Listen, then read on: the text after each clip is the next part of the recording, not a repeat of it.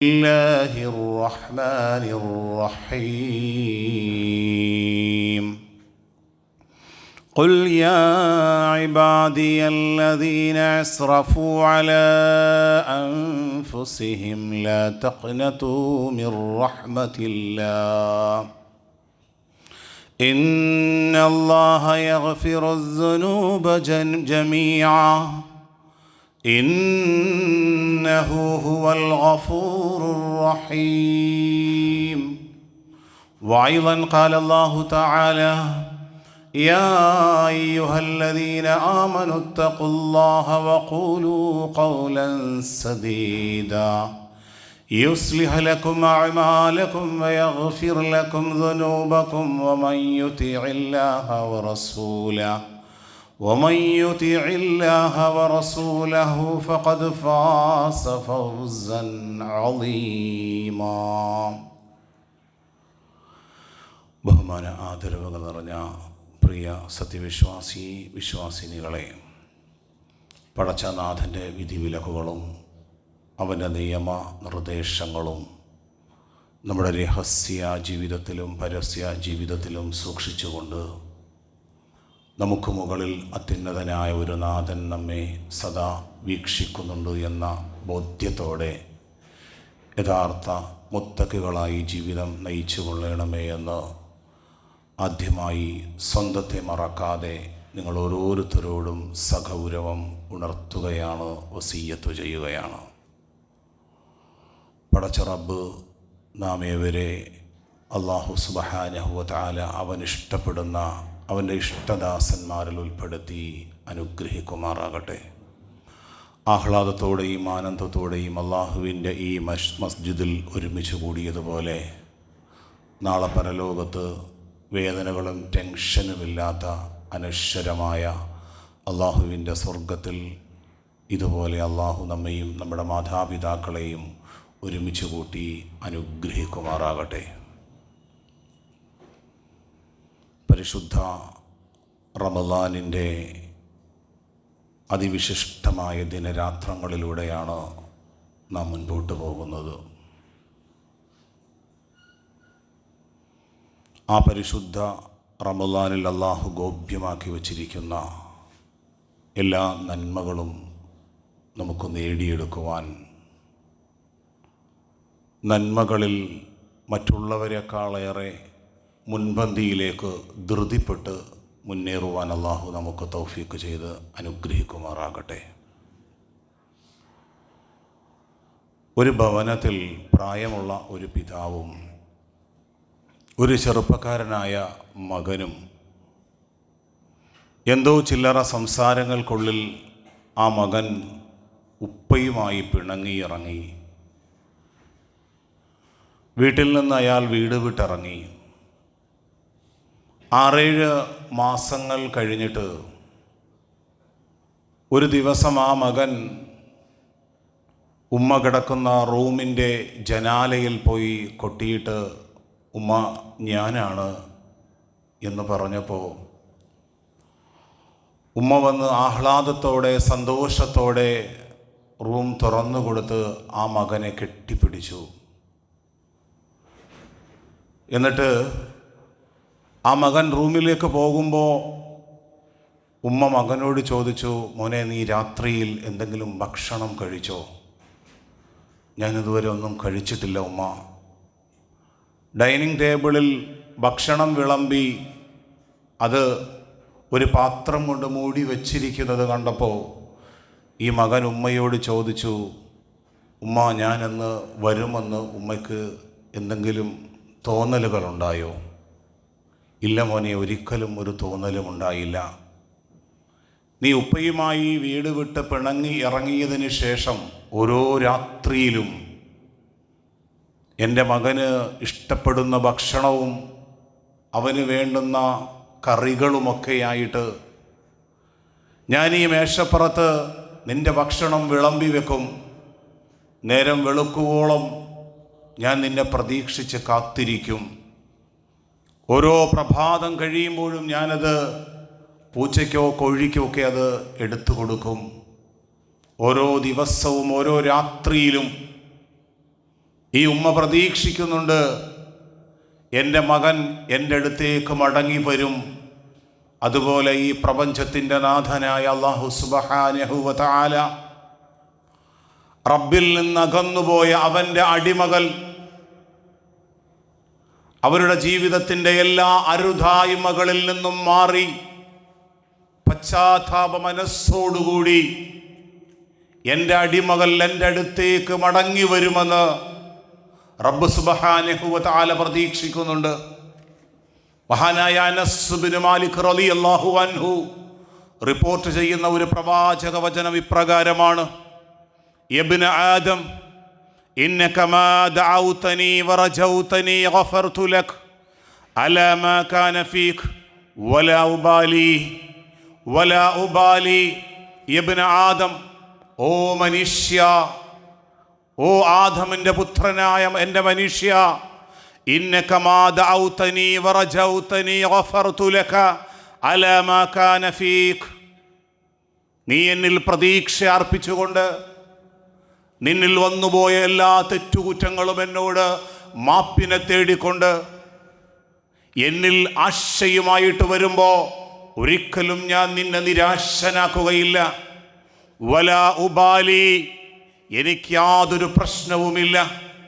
നീ കുന്നോളം പാപം കുന്നുകൂടിയിട്ടുണ്ടെങ്കിലും നീ എന്നോട് പൊറുക്കലിനെ തേടിയാൽ, നീ എന്നോട് നിഷ്കളങ്കമായി പശ്ചാത്താപ ഹൃദയത്തോടുകൂടി റബ്ബിലേക്ക് മടങ്ങിയാൽ റബ്ബ് നമ്മെ സ്വീകരിക്കുമെന്നാണ് പ്രവാചകൻ സല്ലല്ലാഹു അലൈഹി വസല്ലമ തങ്ങൾ നമ്മെ പഠിപ്പിക്കുന്ന ഖുദ്സിയായ ഈ പ്രവാചക വചനത്തിലൂടെ അല്ലാഹു സുബ്ഹാനഹു വ തആല പറഞ്ഞതായി പ്രവാചകൻ നമ്മെ പഠിപ്പിക്കുന്നത്. ഒരു യുദ്ധത്തിൻ്റെ സാഹചര്യം, അല്ലാഹുവിൻ്റെ റസൂലും സ്വഹാബത്തും ഒരു യുദ്ധത്തിൻ്റെ സാഹചര്യത്തിൽ പരിസരത്തുണ്ടായിരുന്ന വീട്ടിലുണ്ടായിരുന്ന സ്ത്രീകൾ അവരുടെ കുട്ടികളും വീടിന് വേണ്ടുന്ന ആവശ്യമായ സാധനങ്ങളുമായി അവരൊരു സുരക്ഷിതമായ സ്ഥാനത്തേക്ക് മാറി. ഒരു സ്ത്രീ നോക്കുമ്പോൾ അവരുടെ വീടിൻ്റെ സാധനങ്ങളും മക്കളെയും ഒക്കെ തൂക്കിയെടുത്തൊരു സുരക്ഷിതമായ സ്ഥാനത്തേക്ക് മാറിയപ്പോൾ തൻ്റെ ഇളയ മകനെ കാണാനില്ല, വിട്ടുപോയി. വീണ്ടും ശക്തമായ യുദ്ധം തീമ്പിരി കൊള്ളുന്ന ആ യുദ്ധകാഹളത്തിലേക്ക് വീണ്ടും ആ സ്ത്രീ ഓടി വരികയാണ്. ആ സ്ത്രീ ഓടി വന്നുകൊണ്ട് ആ വീടിൻ്റെ ഉള്ളിലേക്ക് കയറിയിട്ട് മകനെ ചൊല്ലി വിളിക്കുകയാണ്. വീടിൻ്റെ പല ഭാഗവും കത്തി അമർന്നുപോയി. എൻ്റെ മകൻ ഈ വീടിൻ്റെ കത്തി അമർന്നുപോയി ഏതെങ്കിലും ഭാഗത്ത് മരണപ്പെട്ടു പോയോ എന്ന ദുഃഖത്താൽ വെപ്രാളപ്പെട്ടുകൊണ്ട് ബോധരഹിതയായ ആ മണൽത്തട്ടിൽ ബോധരഹിതയായി താഴെ വീണു പോവുകയാണ്. പിന്നീട് ബോധം തെളിഞ്ഞു വരുമ്പോൾ കുറേ അകലെ നിന്ന് യാ ഉമ്മി എന്ന് വിളിച്ചു കൊണ്ടുവരുന്ന ആ മകനെ കണ്ടിട്ട് ആ സ്ത്രീ പരിസരമാകെ മറന്ന് തൻ്റെ മകനെ ചേർത്തു പിടിച്ചുകൊണ്ട് ആ ഉമ്മ ആ കുട്ടിക്ക് മുലപ്പാല് കൊടുക്കുന്നത് കണ്ടിട്ട് ലോകത്തിൻ്റെ പ്രവാചകൻ സല്ലല്ലാഹു അലൈഹി വസല്ലമ തങ്ങൾ തൻ്റെ അനുചരന്മാരോട് ഓർമ്മപ്പെടുത്തുകയാണ്. ആ സ്ത്രീ തൻ്റെ കുഞ്ഞിനെ കിട്ടിയപ്പോൾ പരിസരമാകെ മറന്നുപോയി. ആ ഉമ്മയ്ക്ക് ആ കുഞ്ഞിനോടുള്ള സ്നേഹം എത്രയെന്ന് നിങ്ങൾക്ക് മനസ്സിലാകുന്നുണ്ടോ? ആ ഉമ്മയ്ക്ക് ആ കുഞ്ഞിനോടുള്ള സ്നേഹത്തെക്കാളേറെ ഈ പ്രപഞ്ചത്തിൻ്റെ നാഥനായ അല്ലാഹു, ഈ കത്തിക്കാളുന്ന സൂര്യനെ സംവിധാനിച്ച നാഥൻ, രാത്രിയെയും പകലുകളെയും സംവിധാനിച്ച നാഥൻ, 1 കിലോയോ 1.5 കിലോയോ തൂക്കമുണ്ടായിരുന്ന നമ്മെ 80-85 കിലോ ഭാരമുള്ള മനുഷ്യനായി ഈ ഭൂമിയുടെ മേൽത്തട്ടിൽ സുരക്ഷിതമായി ജീവിപ്പിക്കുന്ന ആ റബ്ബ് സുബ്ഹാനഹു വ തആല ആ ഉമ്മയുടെ ഉള്ളിലെ സ്നേഹത്തെക്കാൾ എത്രയോ ഉപരി സ്നേഹമുണ്ട് എന്ന് ലോകത്തിൻ്റെ വിശ്വഗുരു മുഹമ്മദ് റസൂലുള്ളാഹി സ്വല്ലല്ലാഹു അലൈഹി വസല്ലമ തങ്ങൾ നമ്മെ പഠിപ്പിക്കുകയാണ്.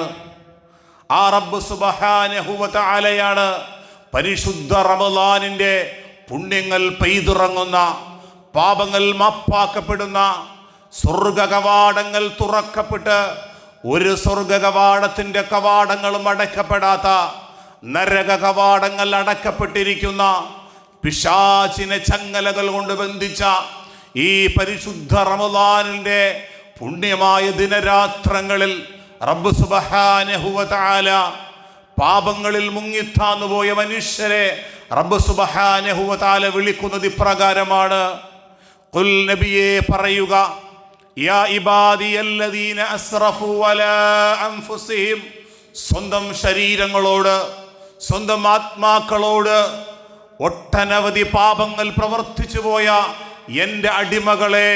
പലപ്പോഴും നാം ചിന്തിച്ചു പോകുന്നത്, നാം ഒട്ടനവധി പാപങ്ങൾ പ്രവർത്തിച്ചു പോയി. എൻ്റെ ഭാര്യ കാണാതെ, എൻ്റെ ഭർത്താവ് കാണാതെ, നിയമപാലകർ കാണാതെ ഒരുപാട് പാപങ്ങൾ വന്നുപോയി. എൻ്റെ റബ്ബ് പൊറുക്കുമോ? എൻ്റെ റബ്ബ് എന്നെ സ്വീകരിക്കുമോ? എനിക്ക് റബ്ബ് പശ്ചാത്താപം നൽകുമോ? അള്ളാഹുവിൻ്റെ സ്വർഗം വിശ്വാസികൾ കൊതിക്കുമ്പോ ആ സ്വർഗത്തിന് എനിക്കും അവകാശം കിട്ടുമോ? ആ സ്വർഗപ്രവേശനത്തിന് ഞാനും അർഹനാകുമോ എന്ന് പാപങ്ങളിൽ മുങ്ങിത്താന്നുപോയ മനുഷ്യരെ ഈ പ്രപഞ്ചത്തിന്റെ നാഥനായ അല്ലാഹു, ഏറെ സ്നേഹിക്കുന്നവനായ അല്ലാഹു, സ്വന്തം മക്കളെക്കാൾ, മാതാപിതാക്കളെക്കാൾ, എല്ലാ മനുഷ്യരെക്കാളും സ്നേഹിക്കുന്ന റബ്ബ് ഖുൽ നബിയേ പറയുക, യാ ഇബാദിയല്ലദീന അസ്റഫു അലാ അൻഫുസിഹിം, സ്വന്തം ശരീരങ്ങളോട് അതിക്രമം പ്രവർത്തിച്ചു പോയ എൻ്റെ അടിമകളെ, ലാ തഖ്നതു മിർ റഹ്മത്തില്ലാ, നിങ്ങൾ അല്ലാഹുവിൻ്റെ കാരുണ്യത്തിൽ നിരാശപ്പെടരുത്. പാപങ്ങളെ കുറിച്ച് ആലോചിച്ച് നിങ്ങൾ സങ്കടപ്പെടരുത്. നിങ്ങൾ അല്ലാഹു പുറത്തു തരില്ല എന്ന് നിങ്ങൾ വിചാരിക്കരുത്. ലാ തഖ്നതു മിർ റഹ്മത്തില്ലാ, അല്ലാഹുവിൻ്റെ കാരുണ്യത്തെ തൊട്ട് നിങ്ങൾ നിരാശപ്പെടരുത്. ഇന്നല്ലാഹ യഗ്ഫിറുദ് ദുനൂബ ജമീഅ, നിങ്ങളുടെ സർവ്വ പാപങ്ങളും അല്ലാഹു നിങ്ങൾക്ക് പുറത്തു തരും. ഇന്നഹു ഹുവൽ ഗഫൂറുർ റഹീം, അവൻ ഏറെ പൊറുക്കുന്നവനും കരുണാനിധിയുമാണ്. മരണത്തെക്കുറിച്ച് ആലോചിക്കുമ്പോൾ, മരണസമയത്തുള്ള വെപ്രാളത്തെക്കുറിച്ച് ആലോചിക്കുമ്പോൾ, ഖബറിൻ്റെ ജീവിതത്തെക്കുറിച്ച് ആലോചിക്കുമ്പോൾ പലപ്പോഴും നമ്മുടെ പാപങ്ങളെക്കുറിച്ചാണ്. കഴിഞ്ഞുപോയ ജീവിതത്തിൽ എന്നിൽ സംഭവിച്ചു പോയ പാപങ്ങളെക്കുറിച്ച് ആലോചിക്കുമ്പോഴാണ് റമദാനിൻ്റെ പാതിരാവുകളിലും നമ്മുടെ കണ്ണുകളിൽ നിന്ന് കണ്ണുനീർ തുള്ളികൾ വന്നുകൊണ്ട് റബ്ബിനോട് സുജൂദിൽ കിടന്നുകൊണ്ട് അല്ലാഹുമ്മ ഇന്നക അഫുവ്വുൻ തുഹിബ്ബുൽ അഫ്വ ഫഅഫു അന്നി റബ്ബനാ ളലംനാ അൻഫുസനാ വഇൻ ലം തഗ്ഫിർ ലനാ വതർഹംനാ ലനകൂനന്ന മിനൽ ഖാസിരീൻ. റബ്ബേ, എൻ്റെ പാപങ്ങൾ നീ ഞങ്ങൾക്ക് പുറത്തു തന്നില്ലെങ്കിൽ, നീ ഞങ്ങളോട് കരുണ കാണിച്ചില്ലെങ്കിൽ, വലതകൂനന്ന മിനൽ ഖാസിരീൻ, നാളെ പരലോകത്തെല്ലാം നഷ്ടപ്പെട്ട് നരകാഗ്നിയിലേക്ക് എടുത്തറപ്പെടുന്ന കൂട്ടത്തിൽ ഞാനും പെട്ടുപോകും. അതുകൊണ്ട് എൻ്റെ റബ്ബേ, നീ എനിക്ക് പുറത്തു തരണേ എന്ന് ഒരു വിശ്വാസി പ്രാർത്ഥിക്കുമ്പോ റബ്ബ് സുബ്ഹാനഹു വ തആല നമ്മുടെ പാപങ്ങൾ മാപ്പ് ചെയ്തു തരാമെന്ന് അവന്റെ വിശുദ്ധ ഖുർആനിലൂടെ വിശ്വാസികൾക്ക് സന്തോഷമേകുമ്പോ, പ്രിയമുള്ളവരെ, ഈ വിശുദ്ധ ഖുർആൻ അല്ലാഹു നമുക്ക് നൽകുന്ന കുളിരും കുളിർമയുമാണ്. ഈ പരിശുദ്ധ റമദാന്റെ ദിനരാത്രങ്ങൾ, 10 ദിനരാത്രങ്ങൾ നമ്മളിൽ നിന്ന് കഴിഞ്ഞുപോയി. ഇത് നമുക്ക് ഉപയോഗപ്പെടുത്താൻ കഴിഞ്ഞോ? ഇതിന്റെ രാത്രികളെ നമുക്ക് സജീവമാക്കാൻ കഴിഞ്ഞോ? വീട്ടിൽ ഭാര്യയും മക്കളുമെല്ലാം ഉറങ്ങുമ്പോ ഉറക്കത്തിൽ നിന്ന് എഴുന്നേറ്റ് റബ്ബിനോട് കരഞ്ഞു പ്രാർത്ഥിക്കാൻ നമ്മുടെ മനസ്സ് വെമ്പൽ കൊള്ളുന്നുണ്ടോ? നമ്മുടെ ഖബറിനെ കുറിച്ചും നമ്മുടെ പരലോകത്തെക്കുറിച്ചും വരാൻ പോകുന്ന രക്ഷാശിക്ഷകളുടെ ലോകത്തെക്കുറിച്ചും നമ്മുടെ ഹൃദയത്തിൽ വെപ്രാളമുണ്ടോ? പലപ്പോഴും ക്യാൻസറിനെ കുറിച്ച് നമ്മുടെ മനസ്സിൽ വല്ലാത്ത വെപ്രാളമുണ്ട്. വീട്ടിൽ നിന്ന് ഭാര്യ വിളിച്ചു പറഞ്ഞു, കോടതിയിൽ നിന്നൊരു നോട്ടീസ് വന്നിട്ടുണ്ട്, നിങ്ങളുടെ പേരിലുള്ളത് തന്നെയാണ്, നിങ്ങളുടെ ഉപ്പയുടെ പേരുമുണ്ട്. അതിൽ വിഷയം എന്താണെന്ന് അറിയില്ല. ഭാര്യയോട് പറഞ്ഞു, ആ ലെറ്റർ പൊട്ടിച്ചിട്ട് ഒന്ന് വാട്സാപ്പിലേക്ക്, അത് ഫോട്ടോ എടുത്ത് എൻ്റെ വാട്സാപ്പിലേക്ക് ഒന്ന് ഇട്ടുക. അതിൻ്റെ വിവരം അറിയുമ്പോഴാണ് നമ്മുടെ മനസ്സ് സമാധാനപ്പെടുന്നത്. NRCയും CAയും പോലുള്ള പുതിയ പുതിയ നിയമങ്ങളെക്കുറിച്ച് നമ്മുടെ മനസ്സിൻ്റെ അടിത്തട്ടിൽ വെപ്രാളവും വേവലാതിയുമുണ്ട് എങ്കിൽ, നാളെ വരാൻ പോകുന്ന നരകാഗ്നിയെക്കുറിച്ച്, ഞാൻ പോയി കിടക്കേണ്ട, ഒറ്റയ്ക്ക് കിടക്കേണ്ട ഖബറിനെ കുറിച്ച്, വരാൻ പോകുന്ന വിചാരണയുടെ നാളിനെ കുറിച്ച് നമ്മുടെ ഹൃദയത്തിൽ ചെറിയ വെപ്രാളമോ പേടിയോ ഉണ്ടോ? പ്രിയമുള്ളവരെ, ആ നരകത്തെക്കുറിച്ചുള്ള വെപ്രാളമോ വേവലാതിയോ ഉണ്ടോ നമ്മുടെ ഹൃദയം കൊണ്ട്? റബ്ബന സ്രിഫ് അന്നാ അദാബ ജഹന്നം ഇന്ന അസാബഹാ കാന ഗറാമ ഇന്നഹാ സാഅത മുസ്തഖറൻ വ മുഖാമ. അല്ലാഹുവേ, ആ നരകാഗ്നിയിൽ നിന്ന് എന്നെ നീ തിരിക്കണമേ. അതിഭയാനകമായ വിട്ടൊഴിയാത്തൊരു വിപത്താണ്. ആറ്റിങ്ങൽ ടൗണിൽ ഒരു കാറ് പെട്ടെന്ന് കത്തിപ്പോയാൽ അതിന്റെ പെട്രോൾ ഒന്നടങ്ങുമ്പോ ആ വാഹനത്തിന്റെ കത്തൽ അവസാനിക്കും. ഒരിക്കലും കെട്ടുപോകാത്ത നരകാഗ്നിയുടെ ഭയാനകമായ അവസ്ഥകൾ എനിക്ക് താങ്ങാൻ പറ്റാത്തതാണ് എന്ന് റബ്ബിനോട് പ്രാർത്ഥിക്കുവാൻ നമ്മുടെ ഹൃദയത്തിൽ ആ നരകത്തെക്കുറിച്ച്, വരാൻ പോകുന്ന സ്വർഗത്തെക്കുറിച്ച് ഒരു ദൃഢമായ ബോധ്യമുണ്ട് എങ്കിൽ നമ്മുടെ മനസ്സിന്റെ ഉള്ളിൽ ഒരു വെപ്രാളവും വേവലാതിയും ഉണ്ടാകും. അതില്ല എങ്കിൽ നമ്മളിൽ ഈമാനിന്റെ ബലഹീനതയുണ്ട് എന്നാണ് അർത്ഥം, പ്രിയമുള്ളവരെ. എന്നാൽ എത്ര തന്നെ പാപങ്ങളിൽ മുങ്ങിത്താന്നുപോയ മനുഷ്യർക്കും റബ്ബ് സുബ്ഹാനഹു വ തആല മാപ്പാക്കുമെന്ന് അള്ളാഹുവിന്റെ വിശുദ്ധ ഖുർആനിലൂടെ അള്ളാഹു നമ്മെ പഠിപ്പിക്കുകയാണ്. റസൂലുള്ളാഹി സ്വല്ലല്ലാഹു അലൈഹി വസല്ലമ തങ്ങൾ 100 മനുഷ്യരെ കൊല ചെയ്ത ഒരു മനുഷ്യന്റെ ചരിത്രം അള്ളാഹുവിന്റെ റസൂൽ തന്റെ അനുചരന്മാരെ പഠിപ്പിക്കുന്നുണ്ട്. 99 മനുഷ്യരെ കൊല ചെയ്ത അക്രമിയായ ഒരു മനുഷ്യൻ, ആ മനുഷ്യന്റെ ഉള്ളിലും നന്മകളുണ്ട്.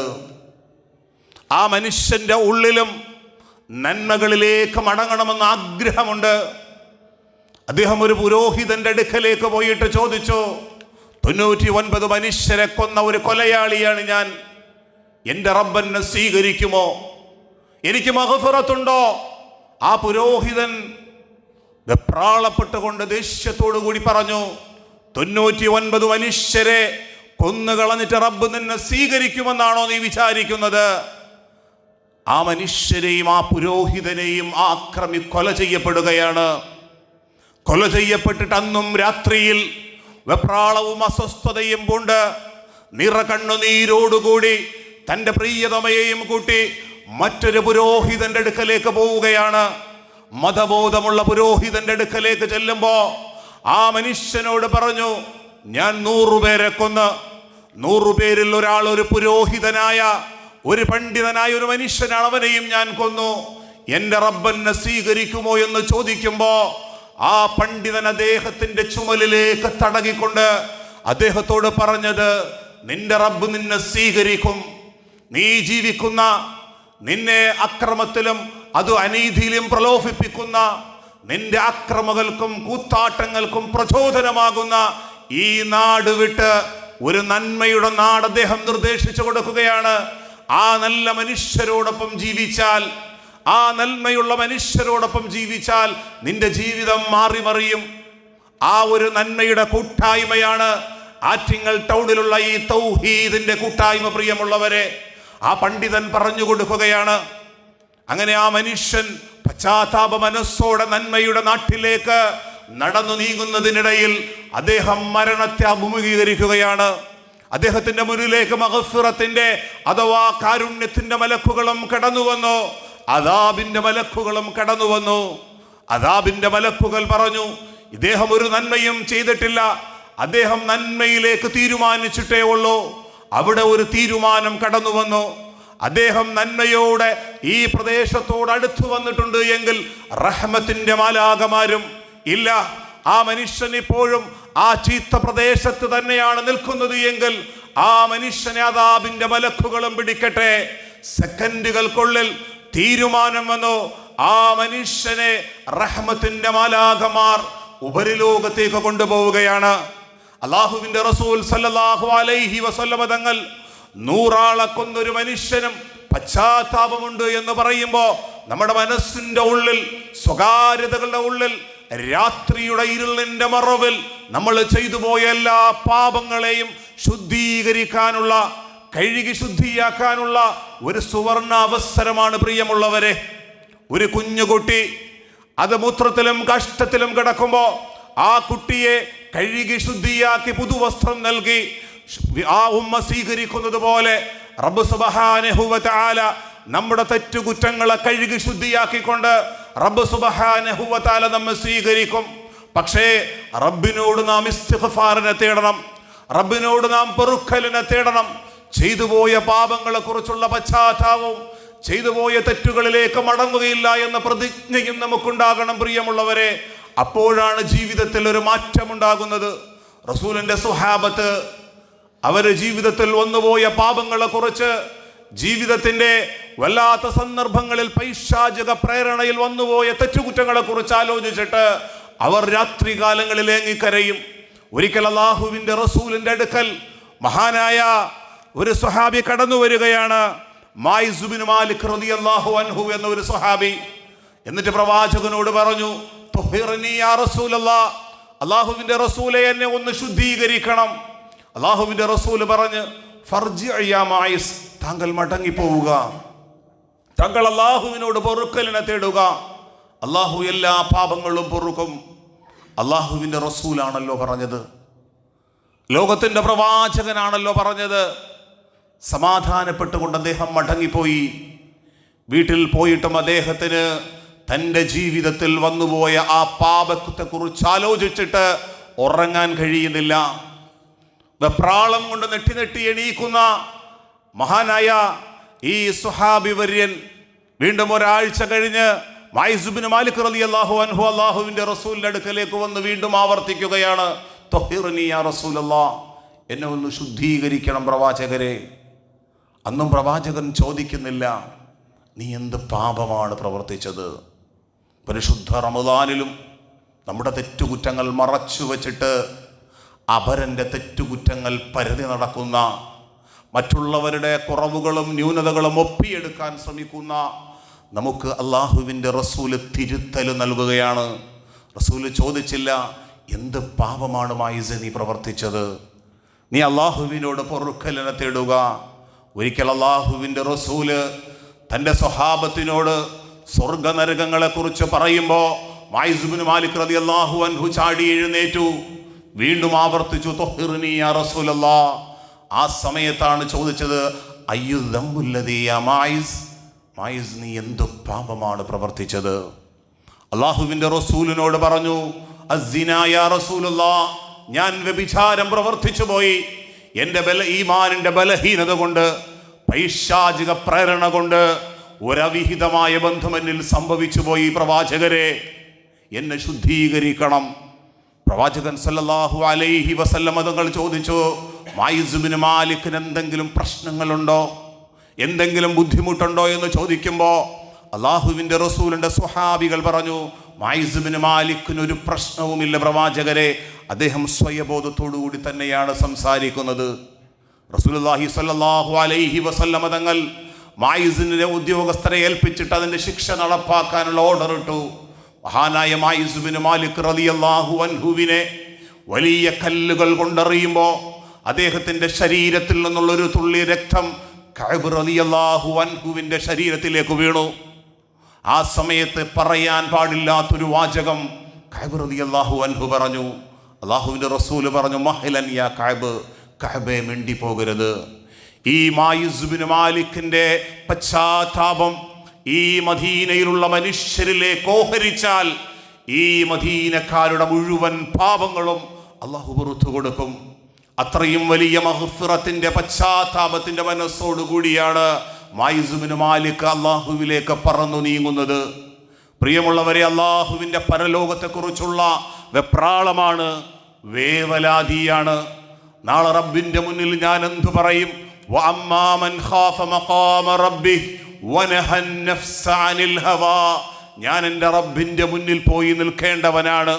വനഹൻ നഫ്സ അനിൽ ഹവാ, ആ ഒരു ചിന്തയോടുകൂടി ശരീര ഇച്ഛകളെ, വികാര വിചാരങ്ങളെ, അവിഹിതമായ സമ്പാദ്യങ്ങളെ, ധനത്തോടുള്ള ആർത്തി പൂണ്ട വല്ലാത്ത ആഗ്രഹങ്ങളെ, ആ പരലോകത്തെക്കുറിച്ചുള്ള റബ്ബിന്റെ മുന്നിലുള്ള വിചാരണയെക്കുറിച്ചുള്ള ബോധം നമ്മെ തടഞ്ഞു നിർത്തണം. ഫഇന്നൽ ജന്നത ഹിയൽ മഅവാ, അങ്ങനെ ആത്മനിയന്ത്രണമുള്ള ഈ പരിശുദ്ധ റമളാനിൽ ആത്മനിയന്ത്രണം നേടിയ വിശ്വാസികൾക്കുള്ള മഗ്ഫിറത്തിന്റെ, ഈ സബ്റിന്റെ വലിയ വിശാല മനസ്കതയുള്ളവർക്ക് വേണ്ടി തയ്യാറാക്കി വെച്ചിരിക്കുന്നതാണ് അല്ലാഹുവിൻ്റെ സ്വർഗം. ആ സ്വർഗം നേടിയെടുക്കണമെങ്കിൽ പ്രിയമുള്ളവരെ, നമ്മുടെ പാപങ്ങൾ അല്ലാഹുവിൻ്റെ മുന്നിൽ നിരത്തുവാനും റബ്ബിനോട് പൊറുക്കലിനെ തേടുവാനും ജീവിതം ശരിയായ റൂട്ടിലേക്ക് നാം തിരിക്കാനും തയ്യാറാകണം.